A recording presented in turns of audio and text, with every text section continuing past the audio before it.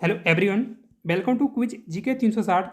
दोस्तों, आज के इस वीडियो में हम देखने वाले हैं बीके करंट अफेयर के 8 से 14 जनवरी 2024 तक के कुछ इंपॉर्टेंट क्वेश्चंस को। तो चलिए स्टार्ट करते हैं आज के फर्स्ट क्वेश्चन से। मेजर ध्यानचंद खेल रत्न पुरस्कार 2023 से किसे सम्मानित किया गया है? इसका आंसर होगा सात्विक साईराज रंकीरेड्डी, चिराग शेट्टी। इन दोनों को ये पुरस्कार मिला है। तो ये दोनों ही बैडमिंटन खिलाड़ी हैं।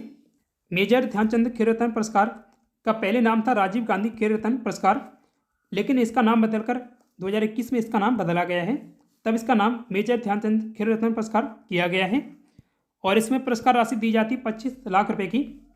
और इसकी शुरुआत हुई थी 1992 में राजीव गांधी के नाम से हुई थी। ये पुरस्कार राष्ट्रीय खेल पुरस्कार समारोह में राष्ट्रपति के द्वारा दिए जाते हैं, राष्ट्रपति भवन में। साथ ही 26 खिलाड़ियों को इस बार अर्जुन पुरस्कार मिला है, जिसमें मोहम्मद शमी भी शामिल हैं। हाल ही में किस राज्य की सिमिलीपाल काई चटनी को जीआई टैग का दर्जा मिला है? उड़ीसा की ये चटनी है। उड़ीसा की मयूरभंज जिले की सिमिलीपाल काई चटनी को जीआई टैग मिला है। इस चटनी को लाल बनकर चींटियों से बनाया जाता है। चटनी अपने उपचार गुणों के कारण काफ़ी लोकप्रिय है। मयूरभंज जिले के आदिवासी लोग इन चींटियों को एकत्रित करते हैं और इनसे बनी चटनी को बेचकर अपना जीवन यापन करते हैं। 81वें गोल्डन ग्लोब अवार्ड 2024 में किस हॉलीवुड एक्टर ने फिल्म ओपनहाइमर के लिए बेस्ट एक्टर ड्रामा सीरीज में अवार्ड जीता है? इसका आंसर है सिलियन मर्फी।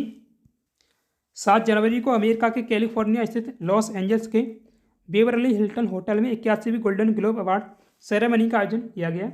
इसमें मशहूर डायरेक्टर क्रिस्टोफर नोलन की फिल्म ओपनहाइमर ने बेस्ट पिक्चर समेत 5 अवार्ड जीते हैं। Margot Robbie starrer film Barbie ने cinematic and box achievement award अपने नाम किया है। 81वीं गोल्डन ग्लोब अवार्ड 2024 में बेस्ट एक्ट्रेस ड्रामा सीरीज में का अवार्ड किसे मिला है?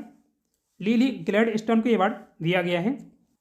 एक्ट्रेस लिली ग्लैडस्टोन को film killers of the flower moon के लिए बेस्ट एक्ट्रेस के अवार्ड से नवाजा गया है।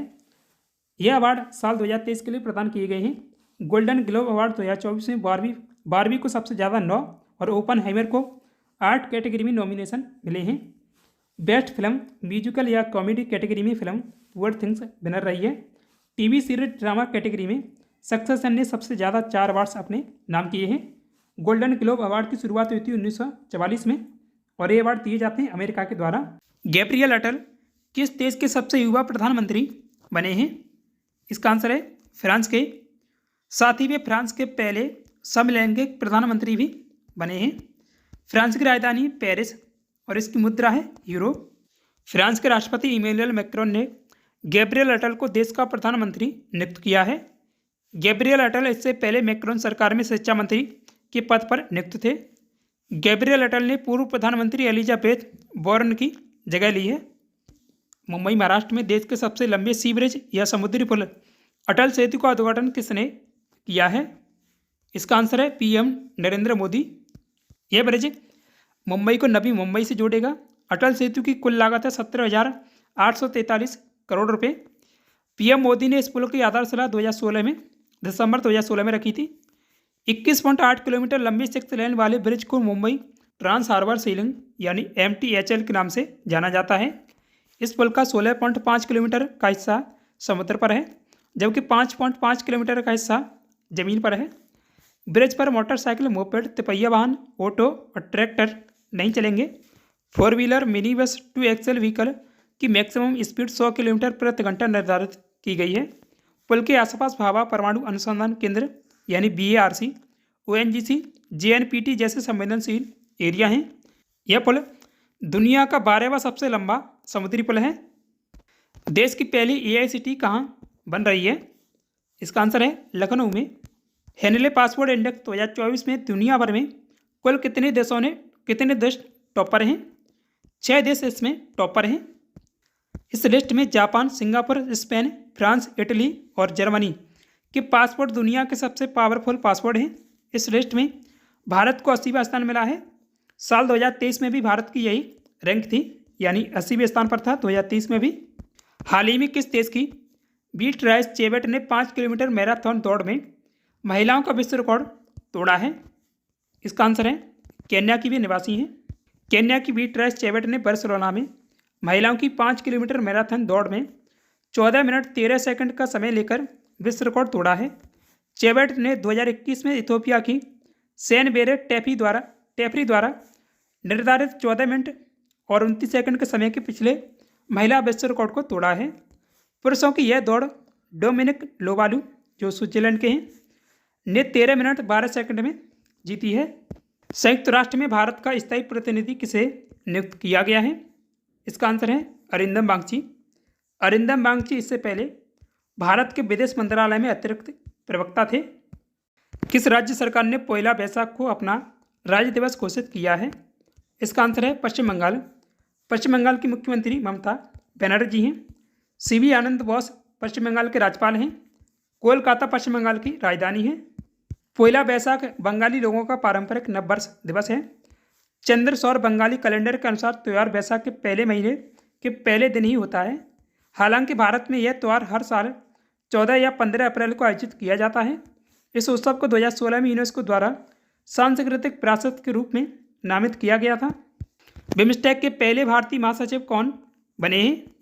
इसका आंसर है इंद्रमणि पांडे। इंद्रमणि पांडे ने बिम्स्टेक के चौथे महासचिव के रूप में पदभार ग्रहण किया है। इस पद पर उनका कार्यकाल होगा 3 साल के लिए। इंद्रमणि पांडे नई जिम्मेदारी संभालने से पहले जिनेवा में संयुक्त राष्ट्र व अन्य संगठनों में भारत के स्थायी प्रतिनिधि के रूप में कार्यरत थे। उन्होंने भूटान के तेंजिन लेकफेल का स्थान लिया है। बिम्स्टेक में कुल सदस्य देश 7 हैं। बिम्स्टेक का सचिवालय ढाका बांग्लादेश में है। इसकी स्थापना हुई थी 6 जून 1997 को। बांग्लादेश की 12वीं प्रधानमंत्री के रूप में किसने शपथ ली है? इसका आंसर है शेख हसीना। शेख हसीना का यह लगातार चौथा और कुल 5वां कार्यकाल है। वे 8वीं बार गोपालगंज 3 सीट से चुनाव जीती हैं। बांग्लादेश के राष्ट्रपति मोहम्मद शहाबुद्दीन ने उन्हें शपथ दिलाई है। शेख हसीना की पार्टी का नाम है आवामी लीग। बांग्लादेश के पहले प्रधानमंत्री ताजुद्दीन अहमद की बेटी सिमिन हुसैन रिजवी भी नई मंत्रिपरिषद में राज्य मंत्रियों की सूची में शामिल हैं। 2009 से बांग्लादेश पर शासन कर रही शेख हसीना बांग्लादेश के इतिहास में सबसे लंबे समय तक सेवा करने वाली प्रधानमंत्री हैं। 12 जनवरी 2024 तक दुनिया के सबसे लंबे समय तक सेवा करने वाली महिला प्रमुख भी हैं। भारतीय ओलंपिक संघ के नए सीईओ कौन बने हैं? रघुराम अय्यर को बनाया गया है सीईओ। भारतीय ओलंपिक संघ यानी IOA की स्थापना साल 1927 में हुई थी। इसका मुख्यालय नई दिल्ली में है। IOA की जो अध्यक्ष हैं अभी PT उषा हैं। हाल ही में किस भारतीय ने UAE के एक संगीत कार्यक्रम में सबसे अधिक भाषा में गाने का गिनीज विश्व रिकॉर्ड बनाया है? इसका आंसर है सुचेता सतीश ने। सुचेता सतीश केरल की रहने वाली हैं। गिनीज विश्व रिकॉर्ड के मुताबिक सुचेता ने UAE के दुबई में भारतीय वाणिज्य दूतावास सभागार में जलवायु परिवर्तन से संबंधित जागरूकता बढ़ाने के लिए 140 भाषाओं में गाना गाया है। बताया गया कि 140वां नंबर इसलिए चुना गया था क्योंकि ये दुबई में COP28 शिखर सम्मेलन में शामिल होने वाले 140 देशों का प्रतिनिधित्व करने वाला नंबर है। साल 2023 के स्वच्छ सर्वेक्षण में लगातार 7वीं बार देश का सबसे स्वच्छ शहर कौन बना है? इसका आंसर है इंदौर मध्य प्रदेश। और साथ ही पहली बार इसमें सूरत भी टॉप पर रहा है। तो ये पहली बार है जब दो शहरों को इस रैंक में पहला स्थान मिला है। तो इंदौर और सूरत दोनों ही पहले स्थान पर हैं 2023 की लिस्ट में। 1 लाख से कम आबादी वाले शहरों में महाराष्ट्र का सासवाड़ पहले, छत्तीसगढ़ का पाटन दूसरे नंबर पर है। देश के स्वच्छ राज्यों की कैटेगरी में इस बार महाराष्ट्र को पहला, मध्य प्रदेश को दूसरा स्थान मिला है। गंगा किनारे बसे सबसे साफ शहरों में वाराणसी पहले स्थान पर है। मध्य प्रदेश के मऊ को सबसे स्वच्छ कैंटोनमेंट बोर्ड का अवार्ड मिला है। बेस्ट सफाई मित्र सुरक्षित शहर का अवार्ड मिला है चंडीगढ़ को। इस समृद्धि पोर्टल का शुभारंभ किसने किया है? इसका आंसर है केंद्रीय गृह मंत्री अमित शाह ने। इस समृद्धि पोर्टल त्योहार या आरह ताल के पंजीकरण से संबंधित है। मिसेज वर्ल्ड प्रतियोगिता 2024 में भारत का प्रतिनिधित्व कौन करेंगी? इसका आंसर है चेतना जोशी तिवारी। ये छत्तीसगढ़ की निवासी हैं। वर्तमान में मिसेज वर्ल्ड 2022 की विजेता हैं सरगम कौशल। ये जम्मू कश्मीर की निवासी हैं। एरिका रोबिन पाकिस्तान की पहली महिला हैं जिन्होंने मिस यूनिवर्स प्रतियोगिता में हिस्सा लिया था। रिजल मैनी मिस इंडिया USA 2023 की विजेता बनी हैं। सेनिस पलासियोस मिस यूनिवर्स 2023 की विजेता हैं। मिसेज वर्ल्ड प्रतियोगिता की शुरुआत हुई थी 1984 में। WTO में भारत का अगला राजदूत किसे नियुक्त किया गया है? इसका आंसर है सेंथिल पांडेन। WTO यानी विश्व व्यापार संगठन। सेंथिल पांडेन इस पद पर 31 मार्च 2024 के बाद ब्रजेंद्र नवनीत का स्थान लेंगे। उनका कार्यकाल पद ग्रहण की तारीख से 3 साल के लिए होगा। शीतल देवी को अर्जुन पुरस्कार 2023 किस खेल क्षेत्र में योगदान के लिए दिया गया है? वे पैरा तीरंदाज हैं। जम्मू कश्मीर की निवासी शीतल देवी तीरंदाजी करने वाली पहली अंतर्राष्ट्रीय पैरा तीरंदाज हैं। शीतल देवी पैरा एशियन गेम्स 2023 में एक ही सीजन में 2 बार गोल्ड मेडल जीतने वाली पहली भारतीय महिला खिलाड़ी हैं। उन्होंने पैरा एशियन गेम्स में 2 गोल्ड 1 सिल्वर मेडल सहित कुल 3 पदक अपने नाम किए थे। पुलिस महानिदेशकों यानी डीजीपी व महानिरीक्षकों यानी डीआईजी का 58वां अखिल भारतीय वार्षिक सम्मेलन कहाँ आयोजित किया गया? इसका आयोजन हुआ था जयपुर राजस्थान में। पीएम मोदी के द्वारा इसे संबोधित किया गया था।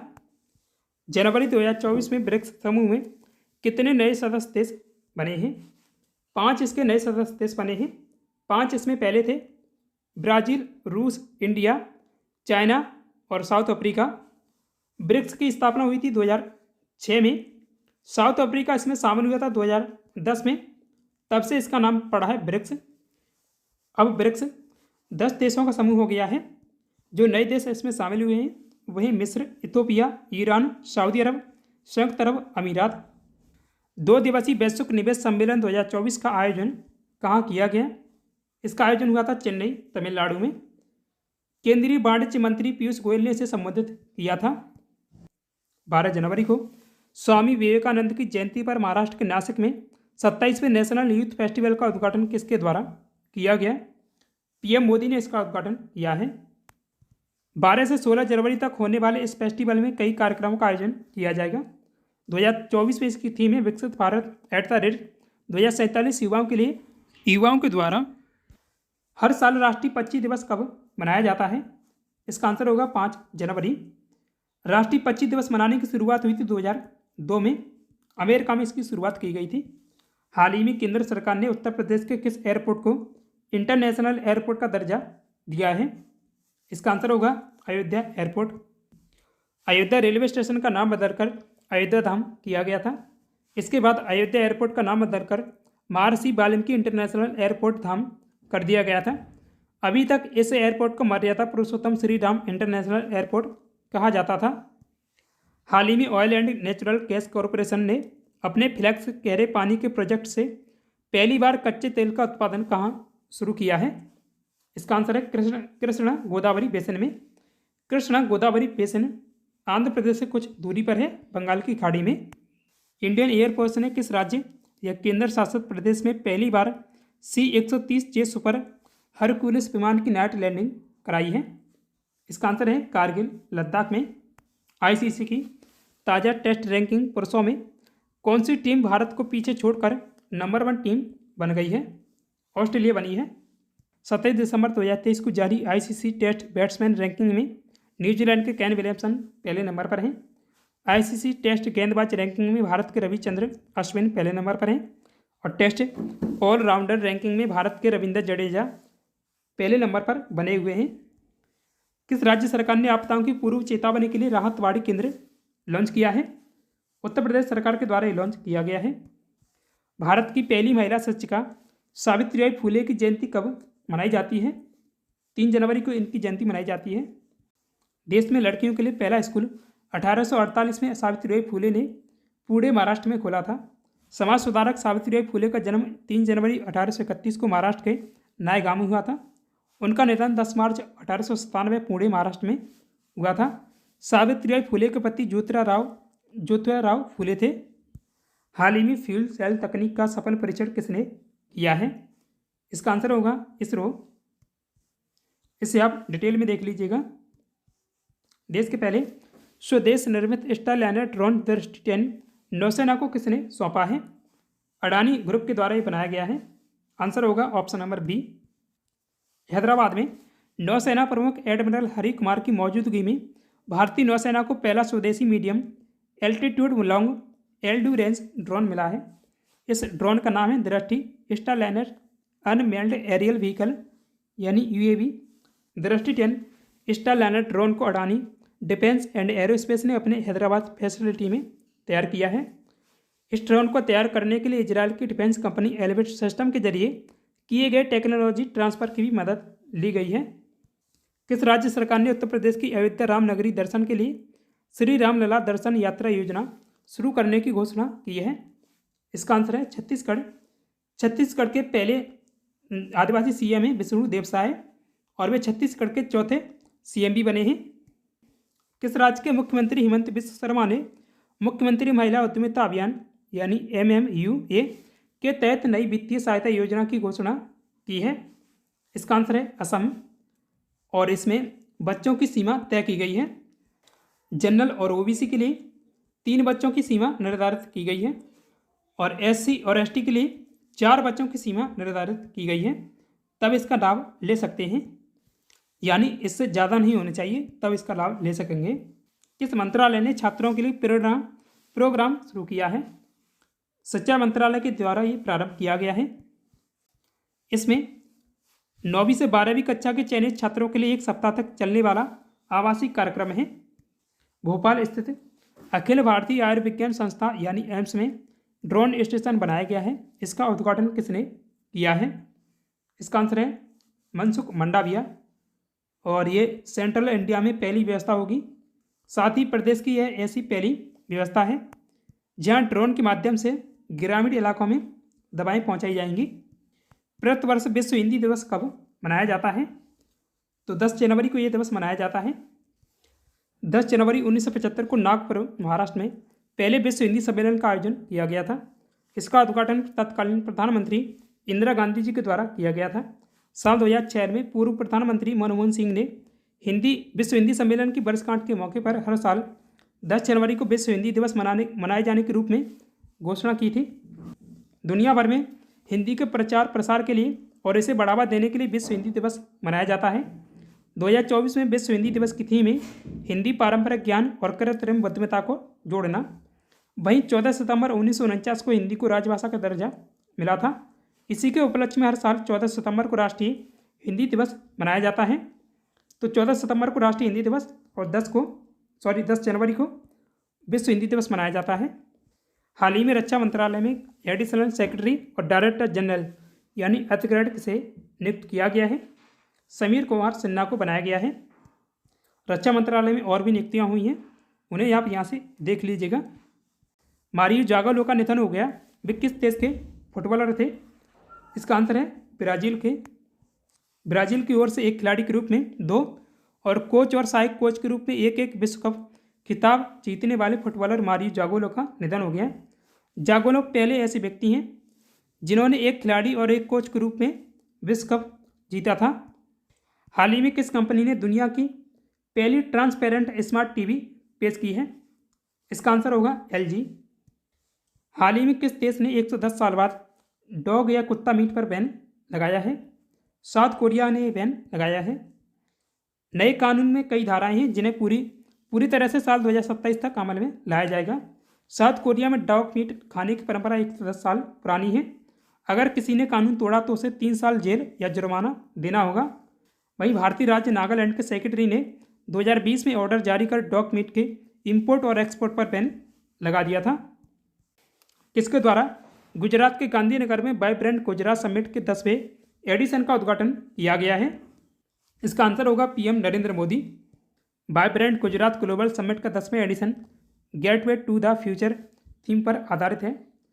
इस इवेंट में रिलायंस इंडस्ट्रीज के चेयरमैन मुकेश अंबानी ने हजीरा में भारत की पहली कार्बन फाइबर फैसिलिटी स्थापित करने की घोषणा की है।